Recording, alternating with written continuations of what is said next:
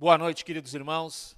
Esse é o canal do Ministério Cristão Fé e Vida, nosso culto de domingo. Como temos feito há alguns dias, é com alegria que nós chegamos à sua casa. Quero te pedir nessa noite que você possa ter um tempo conosco, de ouvir a palavra de Deus. Na verdade, o que Deus tem ministrado no nosso coração nesse tempo não é somente um culto que nós ouvimos ou que vemos pela internet, mas sim uma direção para esse tempo. E eu quero já que você tome a atenção no que quero falar nessa noite, porque a palavra ela nos ensina, e até nós vamos mencionar algumas coisas desse tipo, que esse tempo é um tempo que precisamos ter mais agilidade, ou melhor, remir o tempo, como o termo da palavra fala. Na verdade, dizendo que nós temos que trabalhar de uma forma mais precisa, uma forma em que nós não venhamos a perder tempo. O Michel, um dos nossos discípulos, ele trouxe uma palavra algum tempo atrás, falando que muitas vezes nós ficávamos procrastinando coisas, que nós ficávamos demorando em fazer algumas coisas. E eu entendo que esse tempo em que temos vivido, e eu gosto de fazer essa divisão para nós compreendermos, porque eu falo não só para o povo de Santo Ângelo, mas falo para o povo de Entre Juiz, falo para o povo de Santa Catarina, falo para o povo de Porto Xavier, de Santa Rosa.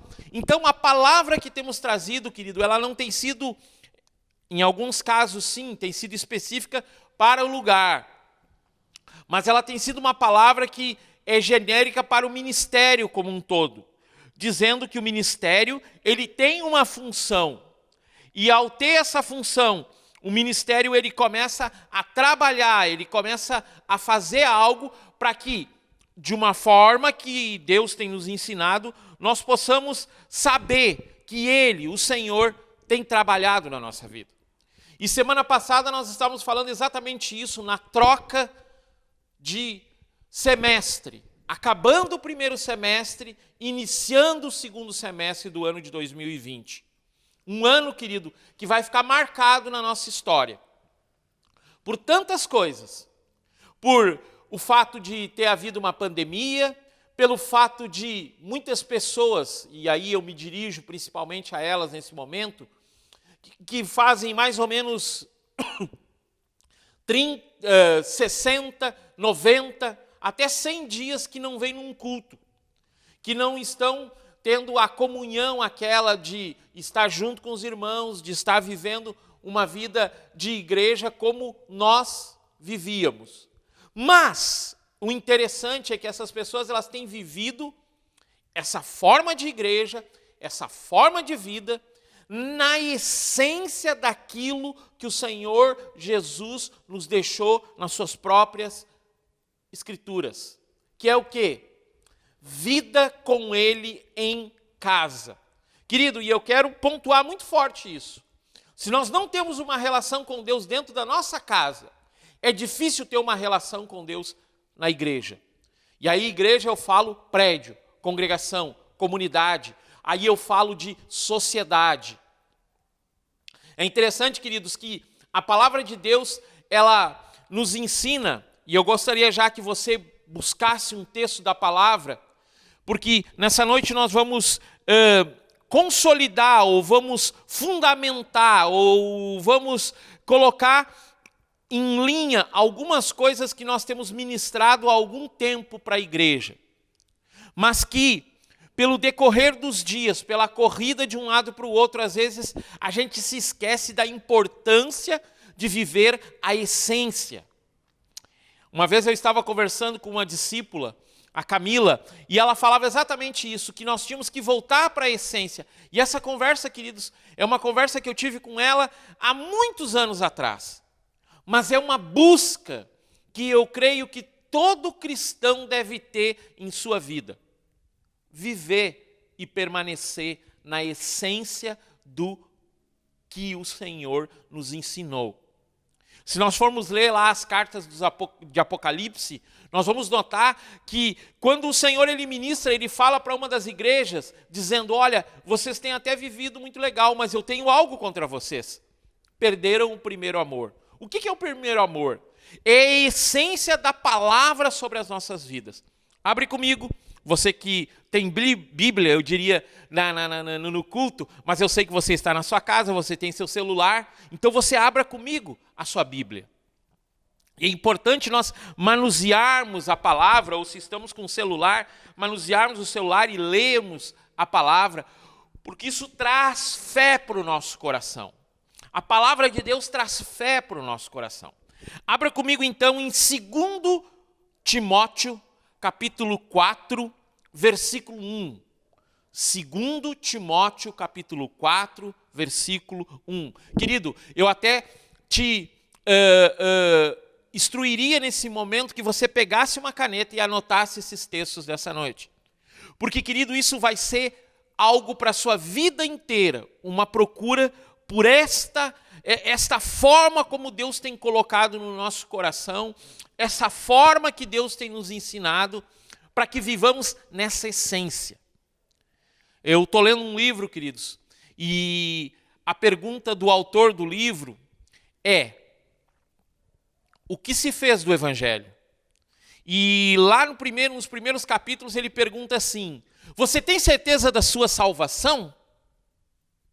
Você tem certeza que você tem uma vida com Deus a qual Cristo viesse hoje, você estaria com Ele eternamente? Ou você estaria separado dele, querido? E isto é algo que a igreja esqueceu de falar. Hoje você pega algumas igrejas, elas ensinam só uma doutrina. E aí eu quero já começar a pontuar algo antes de ler esse texto de 2 Timóteo. Doutrina, querido, é um conjunto de ensinamentos, de fundamentos, aos quais nós devemos passar para outras pessoas. Então, queridos, quando a gente fala de uma doutrina do Ministério Cristão Fé e Vida, é um ensino, e até um dos significados é um ensino lógico. Então, quando eu estou falando lógico, eu estou falando que ele tem um início, um meio e um fim. Esse início é a própria palavra que transforma o ser humano por através do quê? Evangelho de João, pode deixar aqui em 2 Timóteo, eu só quero citar esse texto para você. Evangelho de João, capítulo 3, versículo 16. E aí alguns agora já estão falando esse texto porque conhecem ele de cor. Porque Deus amou o mundo de tal maneira que deu seu Filho unigênito para todo aquele que nele crê não pereça, olha só, não pereça, mas tenha vida e vida eterna. Essa vida eterna que ele está falando aqui, queridos, nesse texto, é uma vida eterna junto dele, para que venhamos a reconstituir ou restituir todas as coisas que foram perdidas lá no início, no Éden. Então nós estamos no meio, e o fim é a eternidade. O fim, não no sentido, queridos, de destruição de todas as coisas e aniquilação por completo. Não, mas restituição, para que nós tenhamos vida de verdade. Então, 2 Timóteo, capítulo 4, diz assim: conjuro-te, pois, diante de Deus e do Senhor Jesus Cristo, que há de julgar, é o que nós estamos falando, né? Do tempo do fim, que há de julgar vivos e mortos,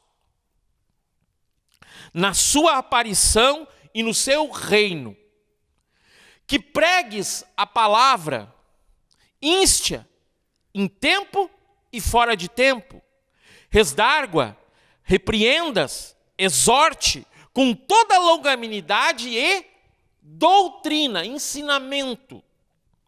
Porque virá tempo que não suportarão a sã doutrina, mas conforme suas próprias consciências, amontoarão para si mestres, segundo a comichão nos seus ouvidos. Querido, esse texto me acompanha há muito tempo, e até a continuação dele ali, no versículo 5, foi o meu chamado para o ministério. Uma profeta me deu essa palavra. Eu estava com 18 para 19 anos, e uma profeta, nós estávamos bem no topo de um bairro lá em Porto Alegre, chamado Serraria. Ele tem várias subidas, e nós estávamos indo fazer um grupo caseiro, uma célula, e ela olhou para mim e disse assim: Deus me manda te dizer uma coisa para ti, e me deu esse texto de 2 Timóteo capítulo 4, versículo 5. E desde aquele dia, querido, eu tenho buscado viver essa sobriedade e tentado vigiar, mas, querido, o ser humano, e aí eu quero começar a embasar algumas coisas sérias com você, querido. Eu, Miguel Luciano, sou um pecador. Você que está aí do outro lado é um pecador. E a nossa luta, ela é contra o pecado. A nossa luta é diariamente contra coisas que nos afastam de Deus. E é incrível, querido, que a igreja como um todo, e é o que ele está falando aqui, muitos sairão da sã doutrina, de uma doutrina sadia, de um ensinamento sadio, para ensinamentos loucos. Se você continuar lendo, você vai ver que aqui até o texto fala de proibição de casamento. Queridos, hoje as pessoas, elas não têm vivido uma vida, e muitas vezes, e é isso que eu quero começar a falar com você, como eu tenho falado desde semana passada, nós precisamos analisar a nossa vida. E muitos de nós, queridos, somos frutos de igrejas que no seu início, no seu continuar, no seu viver, eram doentes.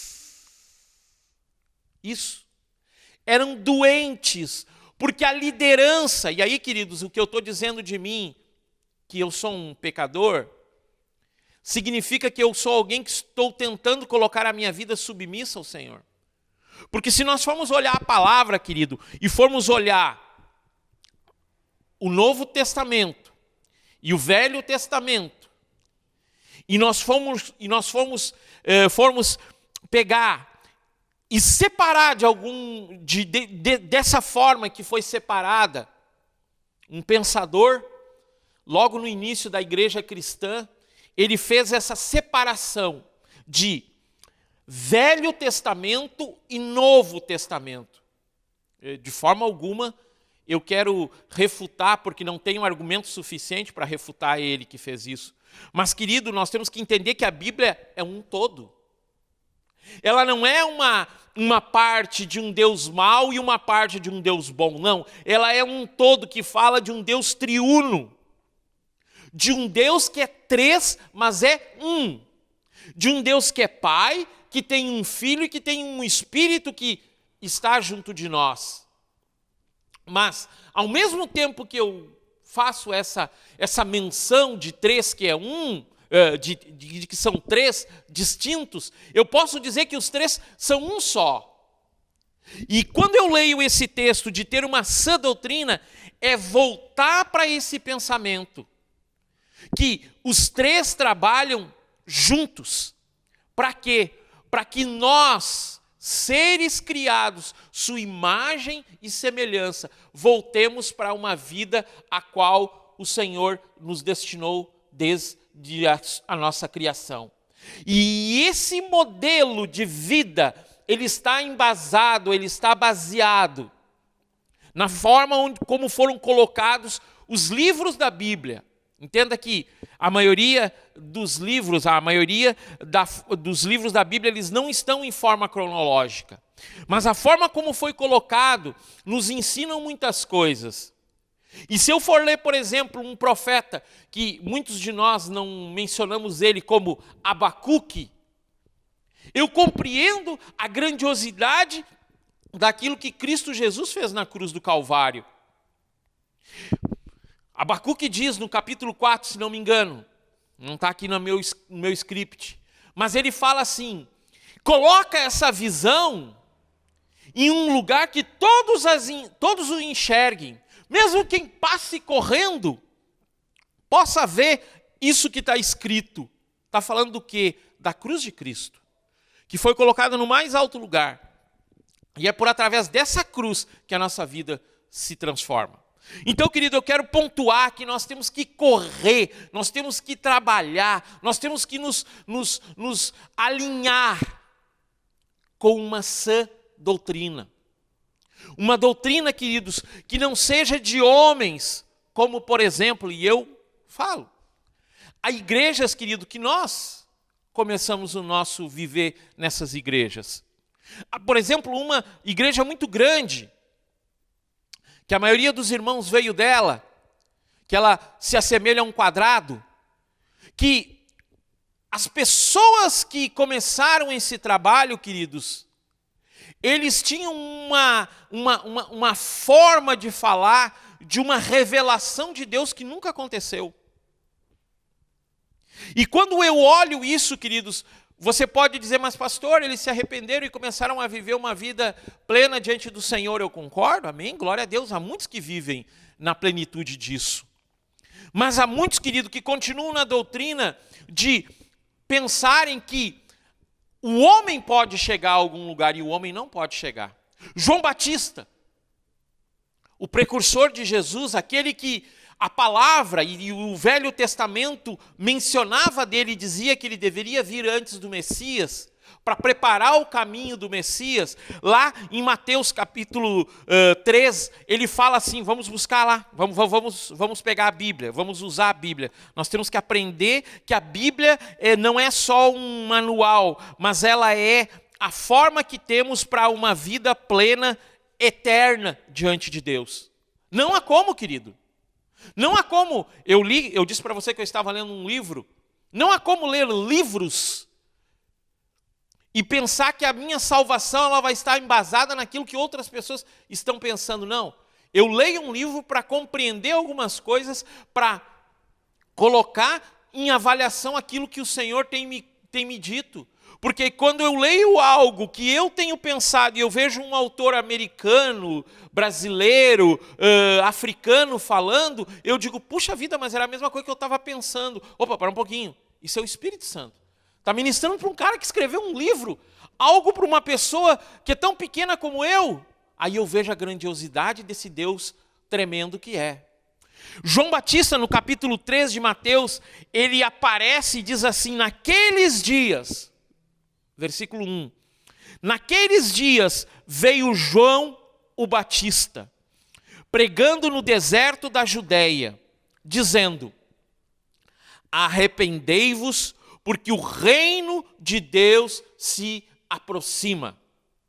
Porque este é o anunciado pelo profeta Isaías, dizendo, a voz que clama no deserto, preparai o caminho ao Senhor, fazei plano os seus caminhos. E este João tinha suas vestes de pelos de camelo, um cinto de couro em torno dos seus lombos, e seu alimento eram gafanhoto e mel silvestre. Então vinham a ele de Jerusalém, de toda a Judéia e toda a região circunvizinha do Jordão. E eram batizados por ele no rio Jordão. Queridos, é tremendo que eu fui dar uma verificada, Jerusalém e o rio Jordão, a distância. Vamos botar uma coisa na nossa cabeça. Não tinha, queridos, ônibus.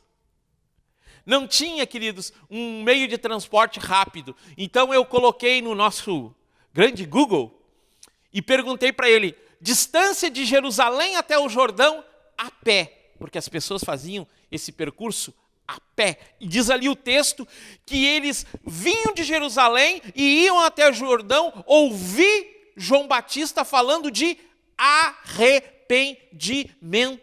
O que é arrependimento? Mudança de mente. Eu olho a minha vida e digo, eu não preciso mais mentir. Eu me arrependo de todas as vezes que eu menti para alguém, que eu manipulei a vida de alguém, que eu fiz algo que estragou a vida de alguém, ou eu roubei, ou eu matei, ou eu adulterei. Eu me arrependo, eu não quero mais voltar a isso e nunca mais farei isso. Isso é arrependimento, é uma mudança profunda. Não é só um remorso que eu choro um pouquinho e continuo cometendo, não. Eu abandono o pecado. Arrependimento é abandonar aquilo que me distancia de Deus, porque o pecado é o que me distancia de Deus. E é interessante que as pessoas vinham de Jerusalém para o Jordão. Anotei aqui para te falar isso. Sabe quantos quilômetros dava, querido? 113, por uma das rotas mais rápidas. O nosso querido Google me disse que isso levaria, no mínimo, 23,5 horas caminhando. Então isso significa, querido, que as pessoas elas caminhavam, elas iam de encontro a João Batista para ouvir aquilo que ele estava falando. Mas pastor, que loucura! Hoje em dia a gente não se dispõe a caminhar 2 quadras da nossa casa para ir num culto. Ou daqui a pouco porque a gente aqui em Santo Ângelo está com uma ordem de restrição aos cultos. Essa semana acaba em nome de Jesus e nós vamos voltar a fazer os nossos cultos presenciais. E você que está me ouvindo, o próximo culto eu te convido para você estar aqui conosco, se não mudar nada dessa questão de bandeiras. Querido, as pessoas caminhavam 113 quilômetros. É como se eu dissesse, irmã Nelly, daí de Porto Xavier, eu fosse daqui de Santo Ângelo a pé até ir Porto Xavier para lhe ouvir pregar o Evangelho. Mas por que essas pessoas faziam isso? Porque, queridos, se você for ler o Velho Testamento, você vai olhar um povo que queria uma vida com Deus, mas sempre de boca. Nunca de coração firmado, apesar de Provérbios, ter 31 provérbios dizendo assim, Provérbios 2 diz isso principalmente e nos ensina, pega essa palavra, ata no teu pescoço, coloca nas tábuas do teu coração. Mas querido, muitas vezes nós, pelo ensinamento que nós temos tido, pelo ensinamento que nós tivemos, pela doutrina que nós tivemos em alguns lugares, alguns pastores diziam assim, querido, uma vez você pedindo perdão, seu pecado está perdoado para sempre. Fato, show de bola, é isso aí. Mas você peca cada dia. Você erra cada dia. E quando eu falo isso, querido, eu não estou falando em uma visão que muitas vezes nós tínhamos de confessar a alguém o nosso pecado, apesar de aqui em Timóteo falar isso, confessar os pecados uns aos outros para que haja cura. Muitas vezes é necessário nós fazermos isso, confessarmos uns para os outros os nossos pecados. Mas eu falava no domingo passado do Salmo 32, ao qual Davi ele diz assim, enquanto eu não confessei os meus pecados, envelheceram os meus ossos. Querido, a confissão diante do Senhor, a confissão diante dele dizendo, Senhor, eu tenho pecado. Analisar e começar a mudar a nossa forma de vida, nos faz, querido, ter um fruto. Toda vez que eu me arrependo, um fruto é gerado no meu coração de confissão. Se você está anotando, o primeiro passo para uma sã doutrina na minha vida, e aí não é só Ministério Cristão Fé e Vida, é qualquer um que esteja escutando, um ingrediente ou uma fórmula para nós termos uma verdade de vida cristã é, em primeiro lugar, o arrependimento. Óbvio, né, querido? Que eu estou falando em crer em Jesus Cristo como seu Senhor e seu Salvador. E aí vira o arrependimento. Isso é óbvio, né? Mas eu estou falando de uma forma que eu esteja diante do Senhor a cada dia. É arrependendo o meu coração. É de uma forma que a doutrina que me é colocada cada dia, uma doutrina coerente. E a coerência me diz que por que eu não tenho vencido alguns obstáculos da minha vida? E eu digo, por falta de arrependimento. Por falta de mudança, porque arrependimento significa isso, querido, mudança de mente. É eu mudar a minha forma de pensar, é eu mudar a minha forma de trabalhar. Se você, querido, tem dificuldade nos seus relacionamentos, se mulher, você tem dificuldade, sempre teve desde o início da sua juventude, você teve dificuldade de relacionamento com seu pai, você teve dificuldade de relacionamento com sua mãe, você casou e tem dificuldade de relacionamento, vá para diante de Deus e se arrependa. E comece a dizer, Senhor, eu quero mudar essa minha forma de ser. Eu quero ser uma pessoa melhor. Eu e a pastora Márcia estávamos conversando. O mundo de hoje, querido, há muitas vezes Pessoas que não notam, mas o quanto elas são manipuladoras. Isso é pecado, querido. Isso é doutrina de Jezabel. Vamos falar sobre isso nessa continuação, em um próximo culto. É doutrina de Balaão. É doutrinas de pensadores que não são de Cristo. E quando eu falo isso, querido, eu quero te dizer, a palavra ela me assegura com toda certeza que Cristo Jesus é tudo o que eu preciso. Não quero buscar aqui, mas a palavra diz assim: não andeis ansiosos por coisa alguma. Antes sejam colocadas diante de Deus por súplicas, orações e ações de graça, tudo que vocês têm necessidade, mas o vosso Pai já sabe a necessidade que vocês têm. E muitas vezes o que a gente faz? Não, eu consigo trabalhar e ter o meu sustento, e ter a minha forma, e eu sou forte, e eu vou. Queridos, não, a tua dependência tem que estar totalmente em Cristo Jesus. Te arrependa hoje e comece a dizer: Senhor, é só em Ti que eu posso alguma coisa. É só em Ti que eu levanto a cada dia e consigo trabalhar. É por Ti que eu tenho o meu trabalho. E queridos, a continuação do texto, vamos voltar aqui. Diz ali no versículo 6, e eram por ele batizados no Rio Jordão, confessando os seus pecados. E é interessante, querido, que nós temos que confessar esses pecados diante do Senhor. Eu gosto de um texto também, Evangelho de João, capítulo 9. Vamos procurar esse texto. Eu não tenho ele completo na minha memória. Mas olha que interessante. João, capítulo 9, versículo 13. Diz assim: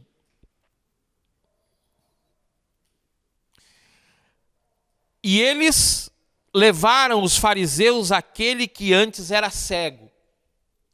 Esse homem, queridos, ele estava andando, e é incrível isso. E o Senhor Jesus, ele chega diante dele e pergunta para ele se ele quer algo, ele diz que quer enxergar, e o Senhor Jesus gospe no chão, faz lodo, passa nos olhos dele, e os olhos a visão lhe é restituída. Versículo 14. E era dia de sábado, quando Jesus fez a lama e lhe abriu os olhos. Então, outra vez os fariseus também lhe perguntaram como receber a visão, e ele lhe disse: ele pôs lama sobre os meus olhos e me lavei, e agora vejo. Por isso alguns dos fariseus diziam: este homem não é de Deus, porque não guarda o dia do sábado. Outros diziam: como pode um homem pecador fazer tais milagres? E havia uma divisão entre eles. Eles disseram novamente ao homem cego: que dizes tu a respeito dele, daquele que abriu os teus olhos? Ele disse: ele é um profeta. Mas os judeus não acreditavam a respeito dele, que ele tivesse sido cego e recebido a visão, enquanto chamaram daí seus pais para ver o que diziam. E eles perguntaram, dizendo: é este o vosso filho, que dizeis ter nascido cego? Como, pois, agora ele está vendo? Seus pais responderam e disseram-lhe: nós sabemos que este nosso filho nasceu de fato cego, mas agora vê. Não sabemos o que lhe tenha lhe aberto os olhos. Nós não sabemos. Ele já tem idade? Pergunte então a ele, e ele falará o que aconteceu com ele. Essas palavras disseram seus pais, porque temiam os judeus, pois os judeus já tinham combinado que se algum homem confessasse ser ele o Cristo, fosse expulso da sinagoga. Portanto, seus pais disseram: ele tem idade, pergunta a ele. Então chamaram novamente o homem ao qual fora cego e lhe perguntaram: dá glória a Deus, nós sabemos que este homem é pecador. E ele respondeu e disse: se é pecador ou não, eu não sei. Mas uma coisa eu sei, que havendo sido eu cego, agora vejo. Queridos, que coisa tremenda é essa compreensão. que quando eu tenho o arrependimento na minha vida, e aqui eu não estou dizendo que o cego tinha pecado, por isso ele era cego, não. Há uma menção que esse homem tinha 38 anos de idade, e a vida inteira tinha sido cego. Não é isso que eu quero dizer.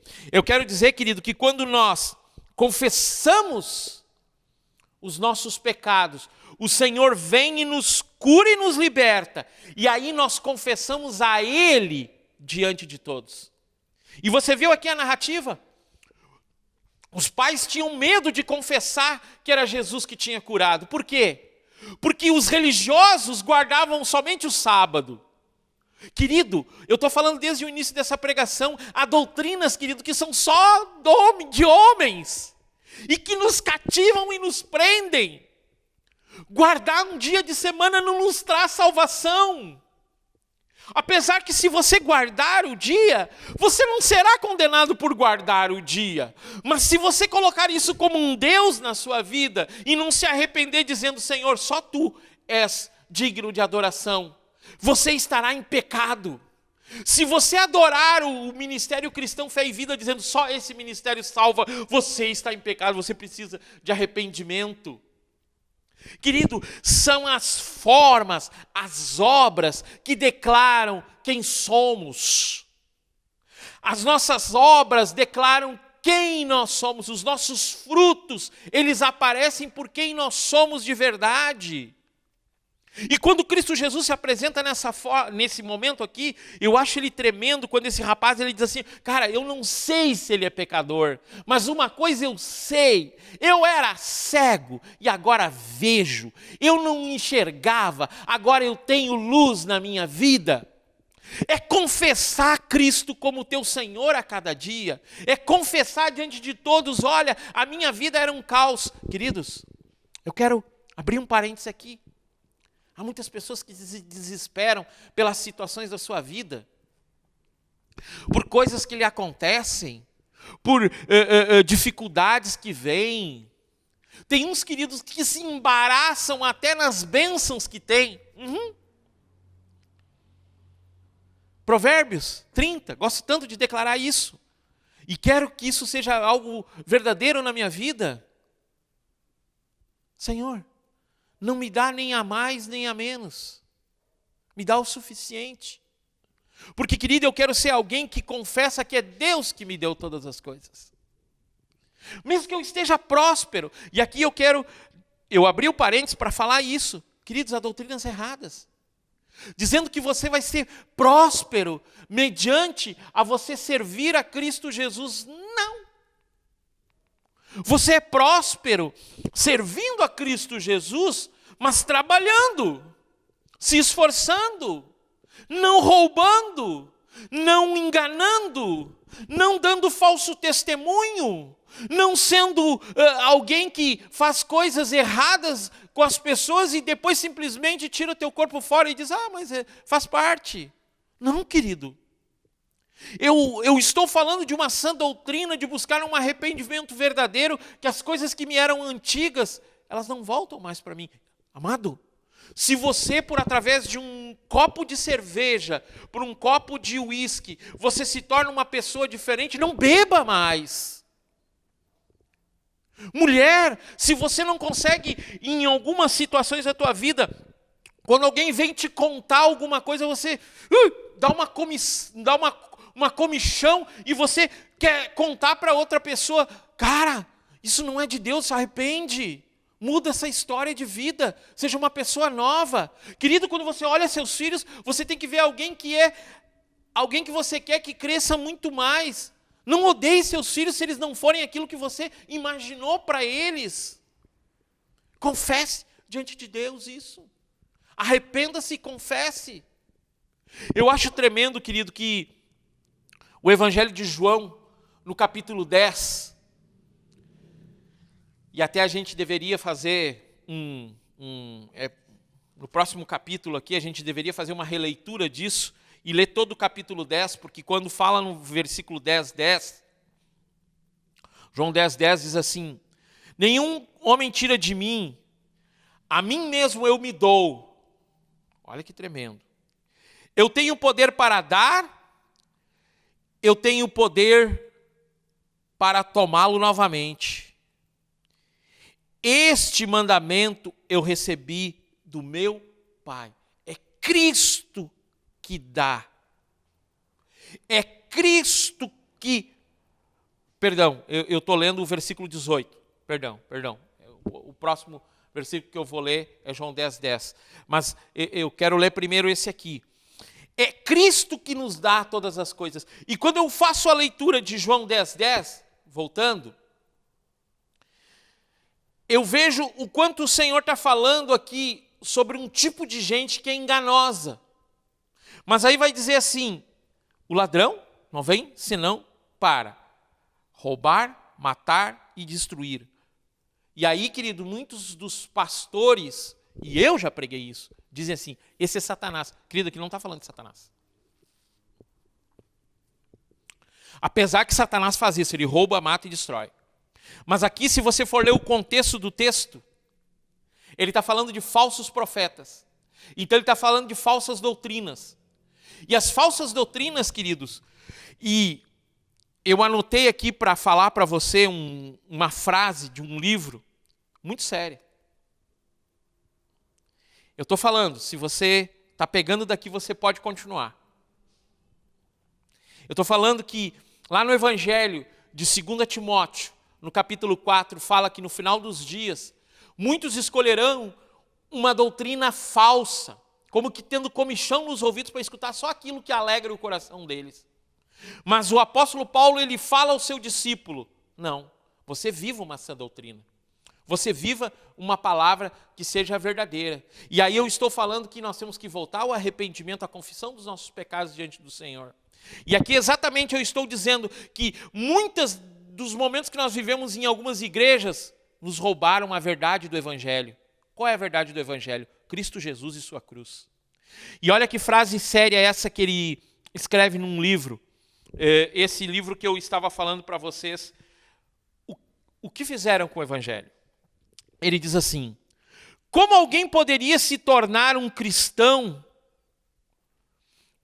em um ambiente onde o Evangelho puro era raramente, ou talvez nunca, pregado? Queridos, a maioria de igrejas, você não ouve o Evangelho que fala só de Jesus. Eu confesso o meu pecado. Muitas vezes eu quis ter um prédio melhor e aí eu falei da importância do dízimo da oferta para nós arrumarmos, construirmos. Não, querido. Você dá dízimo e oferta porque você é fiel a Deus e acredita que Ele é um Deus que tem te abençoado e dessa forma você abençoa o ministério e o crescimento do ministério. Para que pessoas sejam atingidas. E é interessante quando eu leio essa frase aqui, que muitos de nós, como vamos ser verdadeiros cristãos se nunca tivemos um exemplo? Aqui esse texto de João 10:10 está dizendo que o ladrão veio para roubar, matar e destruir. Tirando-nos o direito, querido, do arrependimento, de continuarmos vivendo a nossa vida na plenitude e na essência do Senhor, que é arrependimento, confissão diante dele e restituição. E aí, queridos, é essa restituição que é o que nós precisamos entender. Na parte B do versículo diz assim, mas eu vim para que tenham vida e tenham em abundância. Uma outra tradução que eu prefiro, ela diz assim, e eu vim para que tenham vida e vida que vale a pena ser vivida. Querido, vida que vale a pena ser vivida é quando eu tenho dentro de mim paz. Alguns irmãos, eles falaram que acharam bem interessante aquele tripé que a gente falou de vida com Deus, vida de relacionamento e vida financeira. Queridos, eu vou ter paz quando eu tiver uma vida financeira, mesmo que eu não esteja ganhando um rio de dinheiro, como dizia uma pessoa que eu conversava, eu quero ter rios de dinheiro para poder abençoar a igreja, querido, mas na verdade ele não queria abençoar a igreja, ele queria ter dinheiro. E quando o dinheiro se torna o meu Deus, eu não tenho uma vida boa, porque quanto mais eu corro atrás, menos eu tenho. Mas quando eu entendo que é o suficiente que eu preciso ter, eu me satisfaço, aí eu posso ter mais. Por quê? Porque daí eu procuro cuidar melhor da minha família. E eu procuro ter uma vida plena com o Senhor. Então tudo isso é uma junção para mim compreender o quê? Quando eu me arrependo, eu confesso esse Deus como um verdadeiro Deus sobre a minha vida. E Ele restitui a vida que Ele prometeu para mim. Ele me restitui a beleza de viver. Eu ouvia essa semana uma ministração e o camarada ele falava que o pastor ele começou o ministério dele com 65 anos de idade. Eu achei isso tremendo. Uma outra pessoa eu ouvi esses dias contando a história dele e eu até anotei para falar nessa pregação. Ele fala que ele começou a faculdade dele com 81 anos de idade e ele terminou com 86 anos de idade. E aí eu me lembrei de Caleb. Caleb, um dos espias, que foi ver a terra prometida e todos os espias, né, Josué e Caleb foram junto com os espias chegaram, olharam a terra prometida e disseram, tem gigante lá na terra, ai, nós vamos ir lá, nós vamos morrer, nós vamos sofrer. Josué e Caleb chegaram, olharam a terra e disseram assim, gente, a terra é fértil, a terra tem tudo o que nós precisamos. Um cacho de uva é necessário 2 homens para carregar. Pensa num cacho de uva, né, irmão? Mas eles falam isso.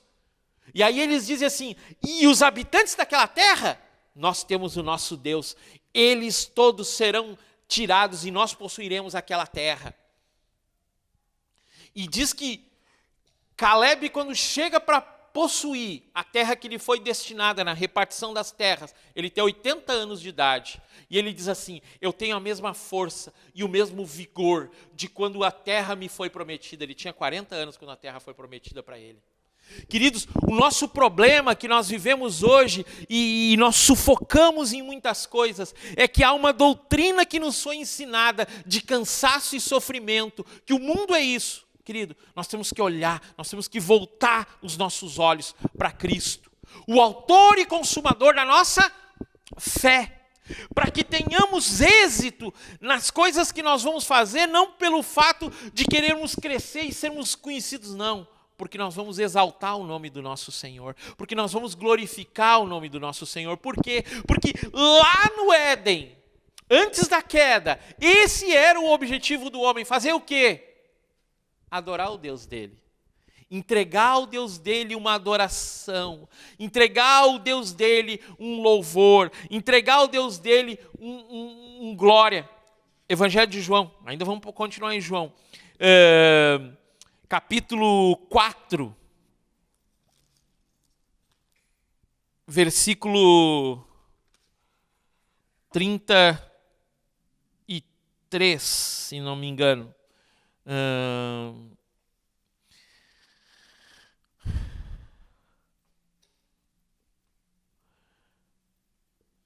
Aqui Jesus ele está, vamos ler antes um pouco, vamos ler um pouco. Ele está com a mulher samaritana, aí você conhece a história, a mulher chega para falar com ele pede água, ela diz, mas como tu me pedes água, sendo eu uma mulher samaritana? Ele fala que se ela pedisse água para ele daria uma água que iria para a eternidade. Ela diz, então me dá um pouco dessa água para que eu não beba mais. E ela fala isso e Jesus devolve para ela dizendo, então vai e chama o teu marido. Ela diz, não tenho marido. E ele disse, tu já tivesse 5, esse que tu tem não é teu marido. E aí continua o texto e vai discutindo, vai havendo toda aquela discussão. E aí no versículo 21 disse assim,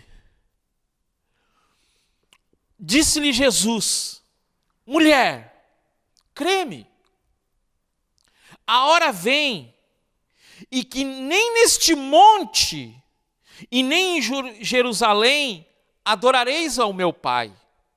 Vós adorais o que não conheceis, nós adoramos o que conhecemos, porque a salvação vem dos judeus. Mas a hora vem, e a hora é agora, em que os verdadeiros adoradores adorarão o Pai em espírito e em verdade, porque o Pai procura tais que o adorem.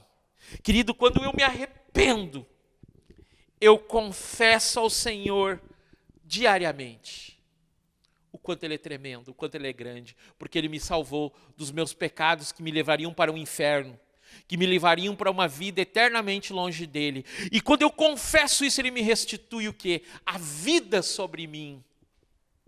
E quando eu tenho vida, eu começo a viver uma vida que vale a pena ser vivida. E eu começo a adorar Ele em espírito e em verdade. A palavra fala em Tiago, levantai mãos santas diante do Senhor. Querido, o Senhor, Ele quer que nós sejamos, depois dessa pandemia, pessoas que não venhamos mais para o culto e ficamos, alguns riem quando eu faço isso, minha unha quebrou, não, mas que a gente vá para um culto e vá dizer assim, Senhor, eu te adoro porque eu estou junto com meus irmãos agora. Meus irmãos foram salvos dessa pandemia. O meu primo Regis, lá de Governador Celso Ramos, lá em Santa Catarina, gente, vem um vendaval sobre a cidade dele, e a maioria das casas foram destelhadas, e aí ele me ligou e disse assim, Miguel, viu que eu não te liguei essa semana? Eu disse, pois é, anotei, até a Márcia falou, disse, cara, tu não viu o vendaval? Aí eu fui olhar o vendaval, ele disse, cara, mas graças a Deus, Deus nos guardou. Queridos, vai chegar um tempo que as pessoas elas vão olhar e vão dizer assim, meu Deus, o que eu faço? E você vai dizer, o Senhor tem nos guardado, o Senhor tem sido conosco. Ainda que eu ande por qualquer dificuldade, ainda que eu tenha uma dificuldade tremenda, aqui dentro tem paz, porque Cristo é comigo. Eu me arrependi dos meus pecados, eu comecei a mudar a minha vida, eu confessei Ele a cada dia. Senhor, eu não sei se quem está me falando é um pastor que é pecador, eu não sei quem está me falando, mas eu sei que eu fui curado por um Cristo Jesus que é tremendo, é um Cristo que é verdadeiro, é um Cristo que me trouxe vida. E assim eu o adoro a cada dia. Quando eu acordo de manhã, eu já acordo dizendo, Senhor, bem sei que tudo podes e que nenhum dos teus planos é frustrado. Pela manhã, tu tens uma adoração do meu coração, Senhor. A cada dia dizendo, Senhor, tu és tudo para mim. Arrependimento, confissão, restituição, adoração farão com que a igreja viva a sã doutrina, que é a própria palavra de Deus. Não saiamos disso, querido. O que sair disso é falso. Venhamos viver a verdade do Evangelho. Evangelho significa boa nova. Que a cada dia possamos dizer, Senhor, tu fez algo tremendo sobre mim. Vamos orar, querido. Feche teus olhos. Se você puder dar a mão para a pessoa que está do teu lado, da tua casa. Senhor, eu quero nessa noite abençoar a igreja de Santo Ângelo e quero profetizar que nesses dias, Senhor, voltaremos aos cultos presenciais, Senhor, e o número de pessoas sofrendo com essa pandemia vai começar a diminuir de uma forma grande, porque a consciência, Senhor, necessária vai vir sobre as pessoas.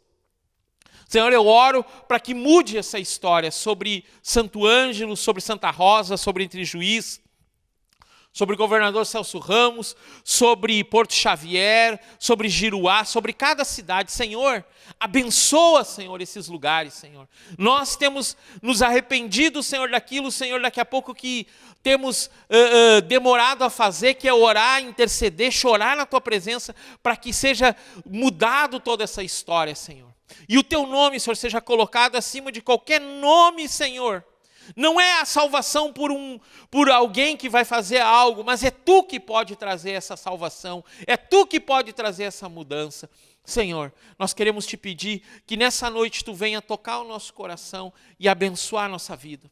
Confessamos diante de Ti que necessitamos do Teu amor dia a dia, hora a hora, momento a momento, cada dia mais e mais e mais. Nos leva, Senhor, a ler a Tua palavra, nos leva, Senhor, a ouvir, Senhor, a pessoas que têm, Senhor, são pertinentes nesse tempo. Senhor, não queremos entrar em fábulas loucas, de pensar, Senhor, que a brincadeira vai fazer se nós chegarmos a algum lugar, porque a Tua palavra fala que nós temos que ter esforço para chegar a algum lugar.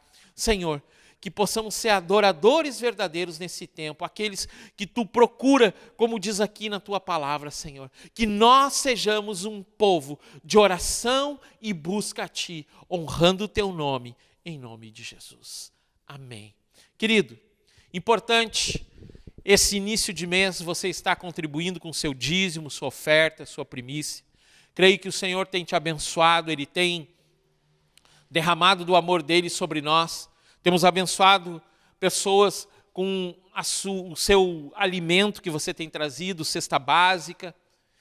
Temos entregue roupas a pessoas. Tudo, querido, no intuito de fazer com que o nome do Senhor seja glorificado. Não o nosso, não o Ministério Cristão Fé e Vida, mas o nome do Senhor Jesus. Querido, aqui embaixo está a nossa conta, se você quiser estar depositando um valor. Que Deus te abençoe e te guarde. Que o amor dele esteja sobre você. Que a paz de Cristo te acompanhe. Que essa semana seja uma semana de paz sobre a tua vida. Em nome de Jesus. Amém, amém e amém.